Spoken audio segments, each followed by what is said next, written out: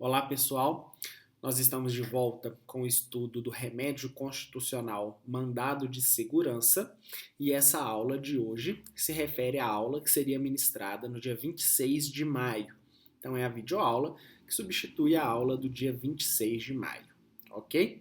Nós já estudamos o conceito de mandado de segurança, nós já estudamos que o mandado de segurança é um processo judicial que tem estatura constitucional, pode ser movido por qualquer pessoa física ou jurídica no prazo decadencial de 120 dias para impugnação de atos comissivos ou omissivos ilegais ou abusivos de autoridade, tanto das autoridades públicas ou de particulares no exercício de atribuições públicas. E por ser um remédio constitucional, visa garantir o direito fundamental, o direito líquido e certo, o direito às certezas jurídicas que envolvem os atos de titularidade dos cidadãos. Nós já falamos sobre os preceitos legais que se aplicam, falamos sobre a admissibilidade, falamos do mandado de segurança como um sucedâneo da ação popular, falamos do mandado de segurança como contra a lei em tese, que é impossível pela súmula 266 do STF, que não pode ser utilizado o mandado de segurança contra a lei em tese. Falamos também do mandado de segurança contra a decisão judicial transitada em julgado. E agora nós vamos falar sobre a ilegalidade ou abuso de poder. O que significa essa ilegalidade e esse abuso de poder? A ilegalidade, eu vou invocar aqui um estudo do direito administrativo, que eu imagino que vocês já estudam, que é o princípio pelo qual a administração pública só pode atuar de acordo com aquilo que a lei estabelece. Então, ilegal é o ato contrário à disposição da lei. Então, a ilegalidade é a prática de um ato ou de omissão contra o texto da lei. Então, vejam, se nós temos uma determinação da lei para a prática de um determinado ato pela administração pública ou pelo particular que recebe uma delegação do poder público para exercer um determinado serviço público, significa que essa autoridade tem que agir de acordo com aquilo que a lei estabelece. Quando esse ato é chamado de vinculado, significa que a administração ela tem a obrigação de praticar aquele determinado ato quando o administrado preenche certos requisitos da lei.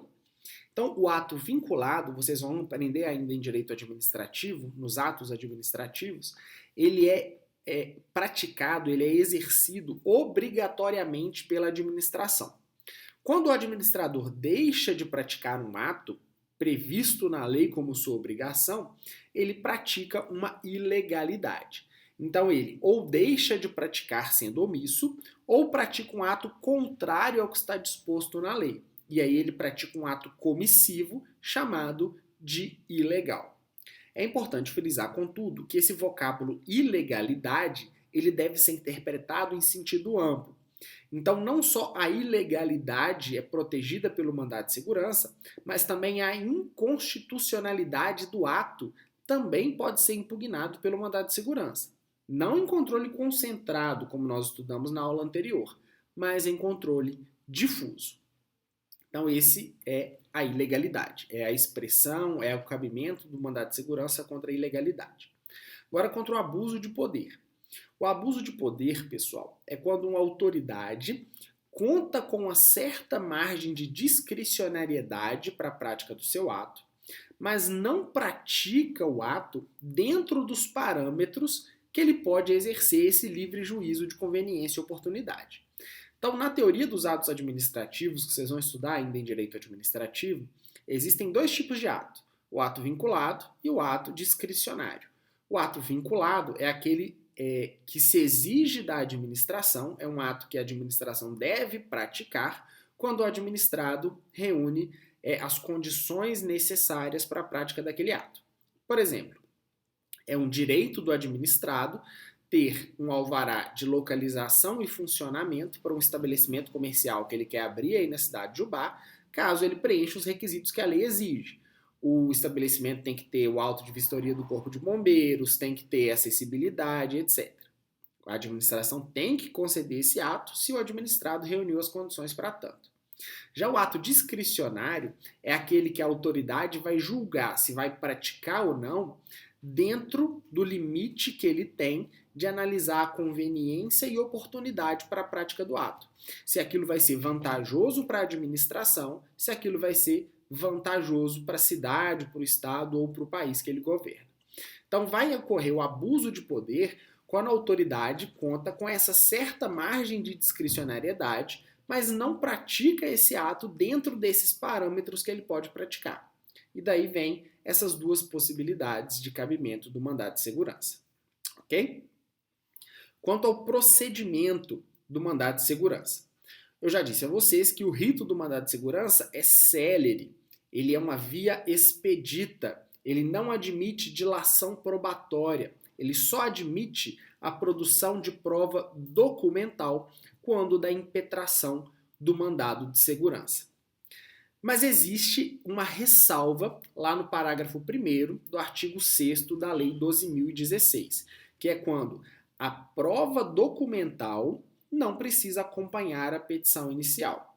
Nós vamos estudar isso já já quando eu projetar para vocês o dispositivo da Lei 12.016. O caput do parágrafo 6º da Lei 12.016 estabelece ainda que o impetrante, que é o autor do mandado de segurança, deve indicar na petição inicial a autoridade coatora, que é aquela autoridade pública ou particular que exerce um ato por delegação do poder público, por ilegalidade ou por abuso de poder, tanto omissivamente quanto comissivamente, e também deve indicar a pessoa jurídica da qual aquela autoridade é órgão, além dos requisitos da petição inicial estabelecidos lá no CPC, que vocês já estudam na disciplina de Processo Civil 1 e 2.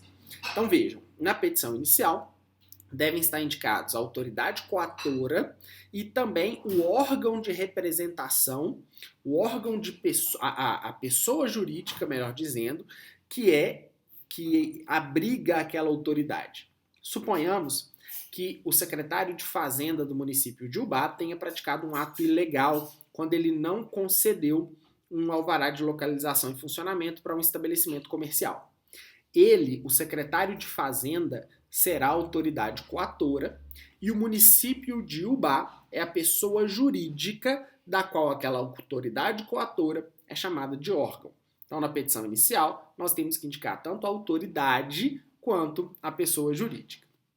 Além de indicar a autoridade e a pessoa jurídica, o autor impetrante ou o impetrante do mandado de segurança deve requerer a notificação pessoal da autoridade coatora e a citação da pessoa jurídica por intermédio do respectivo procurador, no caso da administração pública, para que ambos respondam no prazo de 10 dias. Então a autoridade coatora não vai ser citada, a autoridade coatora é notificada e quem é citado é a pessoa jurídica responsável pelo ato da autoridade coatora.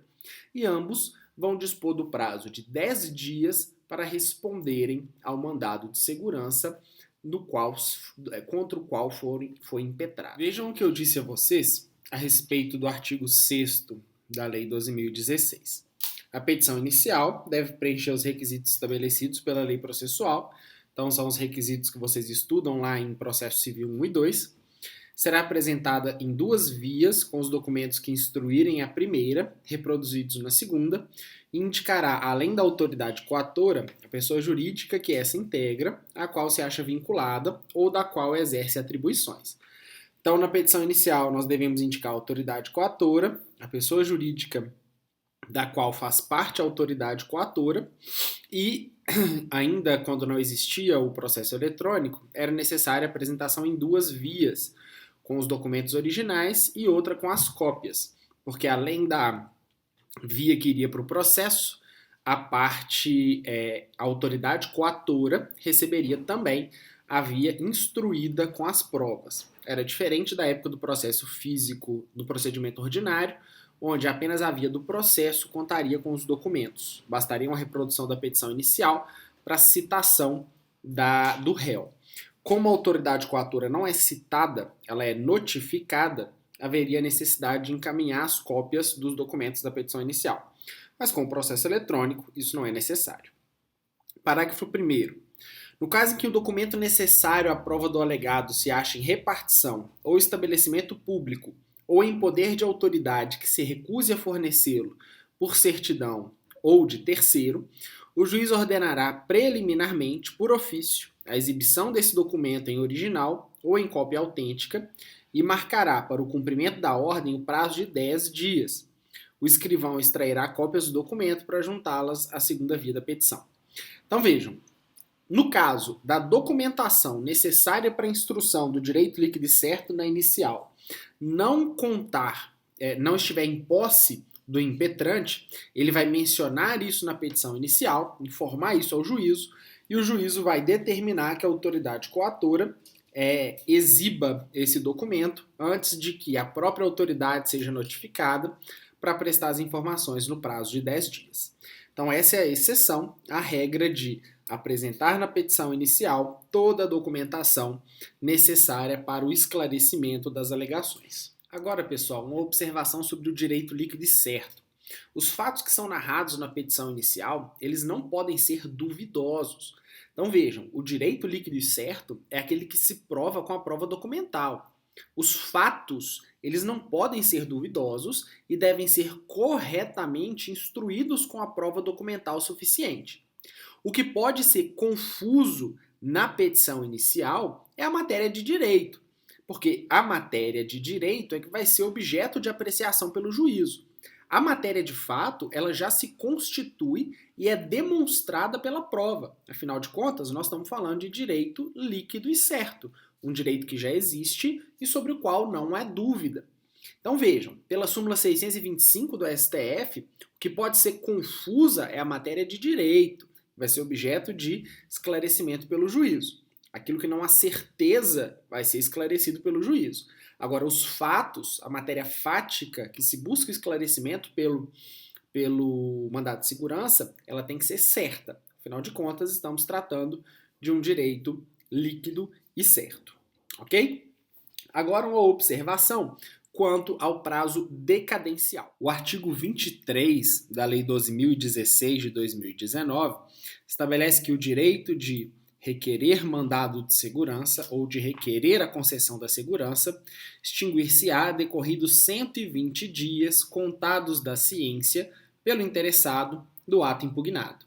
Então, 120 dias até 120 dias após a ciência pelo interessado na impetração do mandado de segurança tomar ciência do ato impugnado, é direito dele impetrar um mandado de segurança perante o juízo competente. Pessoal, eu falei que a lei 2016 é de 2019, mas na verdade é 2009, ok? Eu só reparei agora que eu fui editar o vídeo. Então vamos lá.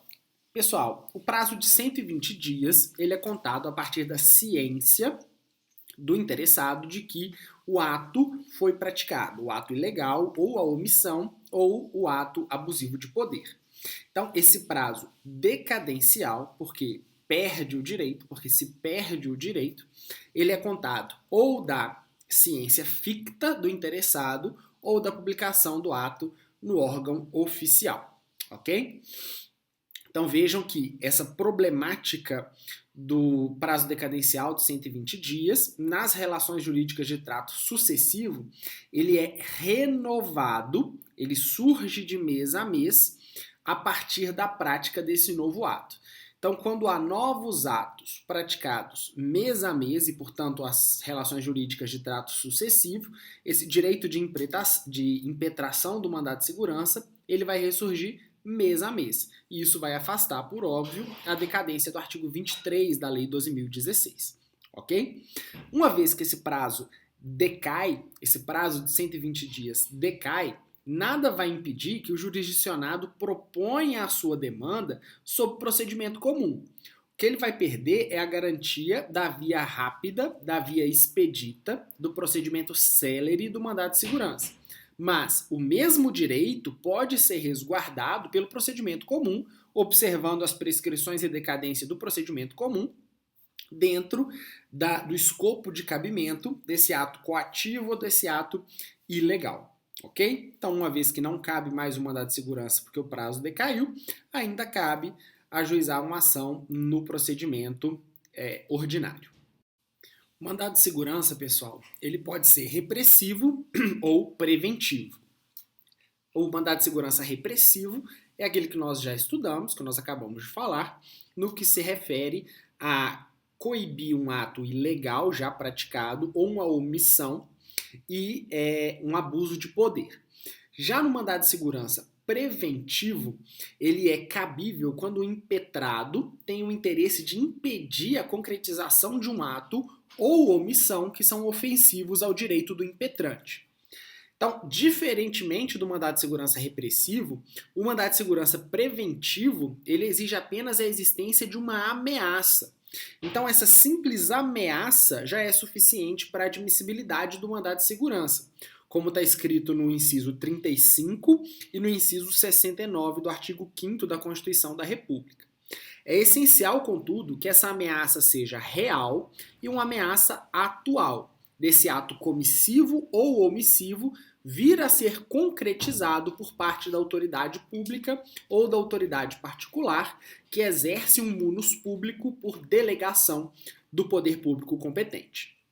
Além disso, o mandado de segurança preventivo, por óbvio, não está sujeito ao prazo decadencial do artigo 23, o prazo de 120 dias. Porque como o fato não aconteceu, mas há apenas uma ameaça de que ele aconteça, uma ameaça real e atual, não existe a necessidade de configuração desse prazo de 120 dias. Ok? Agora, quanto às partes do mandado de segurança.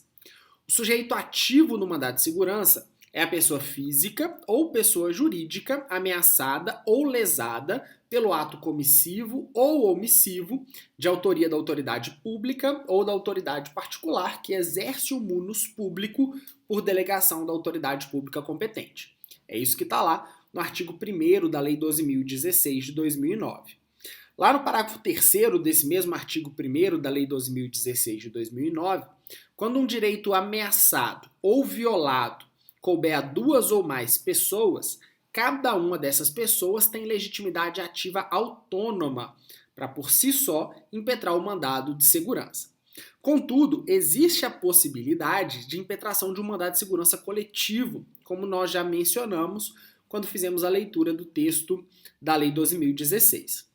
Se esse ato, ou omissão, ou até mesmo a ameaça, no caso do mandado de segurança preventivo, atingir um grupo de pessoas, pode ser impetrado um mandado de segurança coletivo por uma organização sindical, por entidade de classe ou associação legalmente constituída e em funcionamento há pelo menos um ano. Da mesma forma, partidos políticos com representação no Congresso Nacional. Agora, uma observação quanto ao mandado de segurança coletivo. A impetração independe de autorização expressa dos associados, como consta da súmula 629 do STF. Basta a concessão do instrumento particular de mandato para a representação dos interesses desses órgãos que nós mencionamos anteriormente. Partido político, organização sindical e etc. Não precisa da autorização expressa dos associados reunidos em assembleia para tanto.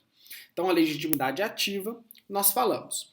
Quem é a autoridade coatora que o artigo 6º, o caput do artigo 6º, exige que seja indicado?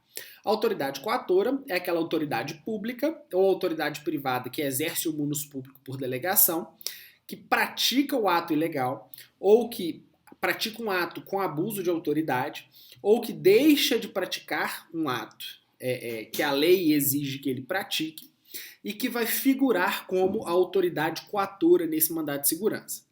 O erro na indicação da autoridade coatora pode ocasionar incompetência absoluta do juízo ou do tribunal. Então é importante na vida profissional que vocês fiquem atentos para a indicação da autoridade coatora competente. Ok? O parágrafo 3º do artigo 6º determina quem são as autoridades coatoras possíveis, que são essas que nós acabamos de mencionar. Ainda em relação à autoridade coatora, que é indicada pelo impetrante na petição inicial, o juiz deve determinar a expedição de notificação, acompanhada da segunda via da petição inicial e da cópia dos documentos, para que a autoridade coatora tenha condição de defender a ilegalidade ou defender o abuso de autoridade do ato que ele praticou, ok? E essa manifestação da autoridade coatora se dá no prazo de 10 dias. Repito, a autoridade coatora não é citada. A autoridade coatora é notificada. E quem que é citado? Quem que compõe essa relação processual? Quem é o legitimado passivo? O passivo no mandado de segurança é a pessoa jurídica da qual a autoridade coatora é órgão. Afinal de contas, nós estamos falando da administração pública e estamos falando dos particulares que atuam em colaboração com a administração pública. Então, quem pode ser parte passiva no mandado de segurança? É a pessoa jurídica que representa a autoridade coatora. E ela deve ser indicada na petição inicial, como está estabelecido no artigo 6º, que nós também já lemos, artigo 6º da Lei 12.016 de 2009. Agora, quanto à recorribilidade, se a autoridade coatora ela também é parte do mandado de segurança, mas a legitimidade passiva é da pessoa jurídica, quem pode recorrer da decisão judicial que vai dar provimento liminar ou na sentença vai conceder a segurança, assistindo razão assim o impetrante? Quem pode recorrer? A pessoa jurídica, a autoridade coatora ou os dois? Não tem dúvida que a pessoa jurídica tem legitimidade para recorrer. Afinal de contas, ele é o legitimado passivo. Mas o parágrafo 2º do artigo 14 da Lei 12.016 também estabelece que a autoridade coatora também tem legitimidade recursal de natureza extraordinária. Isso está lá, portanto, no parágrafo 2º do artigo 14. Vamos fazer a leitura. Estende-se à autoridade coatora o direito de recorrer. Então, é possível que a autoridade coatora também recorra da decisão do juízo competente. É possível ainda que haja um litisconsórcio passivo necessário no mandado de segurança entre a pessoa jurídica da qual a autoridade coatora é órgão e outra pessoa jurídica.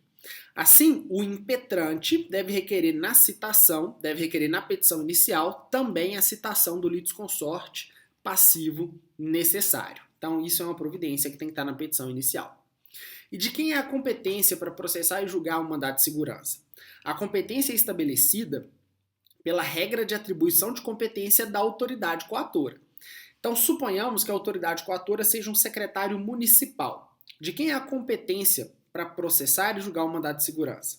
Será do juízo da comarca, o juízo de primeira instância. De quem seria a competência se o ato fosse praticado pelo governador de estado, por exemplo?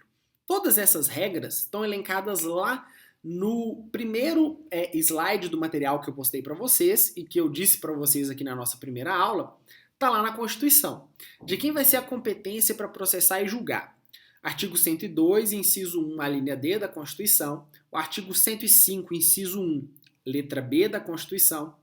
Artigo 108, inciso 1, a linha C. Todos esses da Constituição da República vão estabelecer qual vai ser o órgão jurisdicional competente para processar e julgar o mandado de segurança. Ele vai desde a competência do juiz em primeiro grau até aos tribunais superiores. Então é importante vocês conhecerem essas regras de distribuição de competência, que na verdade são as mesmas regras de distribuição da competência lá do habeas corpus que nós já estudamos. Ok? Agora uma observação quanto à petição inicial. A petição inicial do mandado de segurança, ela deve indicar, além da autoridade coatora, da pessoa jurídica e também da pessoa jurídica do litisconsorte passivo necessário, caso haja, ele deve indicar ainda o valor da causa e estar instruída de toda a documentação disponível no momento da impetração.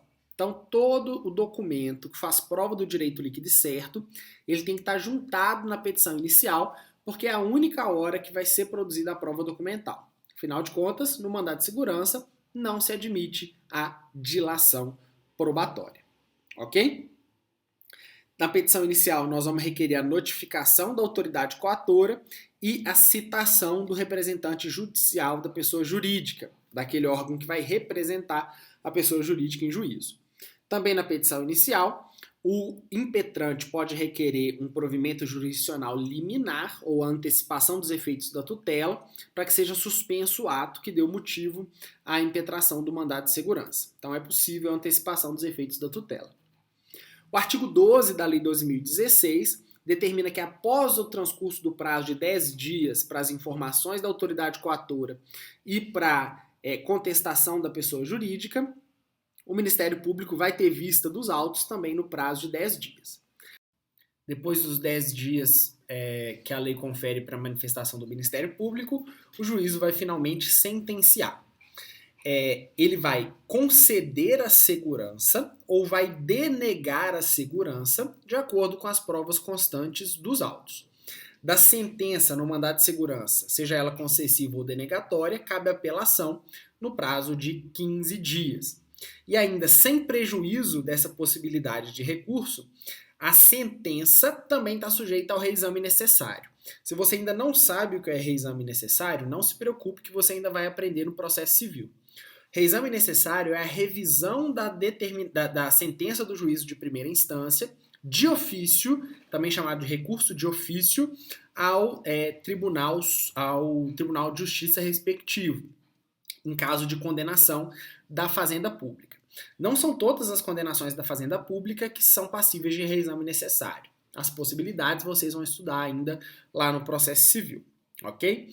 No mandado de segurança, a lei estabelece expressamente a necessidade do reexame necessário, independentemente de recurso voluntário. Mas ainda é cabível recurso voluntário, ainda é cabível a apelação. E por último, a Lei 12.016 não prevê a condenação em verba honorária de advogados no mandado de segurança, independentemente se a sentença for concessiva ou denegatória da segurança. Mas é possível a condenação do vencido ao pagamento das custas processuais e eventual litigância de má-fé. Não há condenação a honorários, mas há condenação ao pagamento das custas processuais respectivas para o vencido. Ok? Espero que tenham gostado. Qualquer dúvida, estou à disposição nos fóruns da nossa disciplina, ou pelo telefone ou por e-mail, para esclarecer qualquer dúvida de vocês.